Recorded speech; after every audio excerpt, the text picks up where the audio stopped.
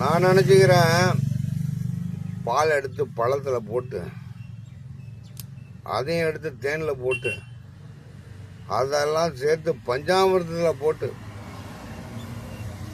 அந்த பஞ்சாமிர்தத்தை எடுத்து தேவாமிர்தத்தில் கொடுத்து அதை ஒன்ட்ட கொடுக்குறேன் நான். நீ என்ன பண்ணுற தெரியுமா?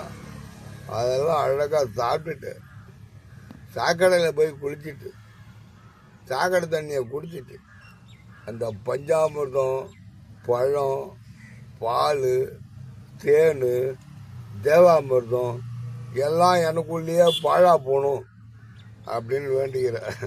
இதுதான் நடந்துக்கிட்டு இருக்கு.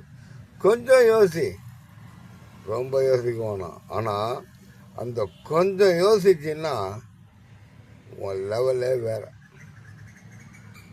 உலகமே வணங்குற கருத்தில் நீ இருக்கும்போது சாக்கடையில் மாட்டிட்டு தவிச்சிட்டு இருக்கிறது சங்கடமாக இருக்கு. மனசுக்கு ரொம்ப வருத்தப்படுறேன்.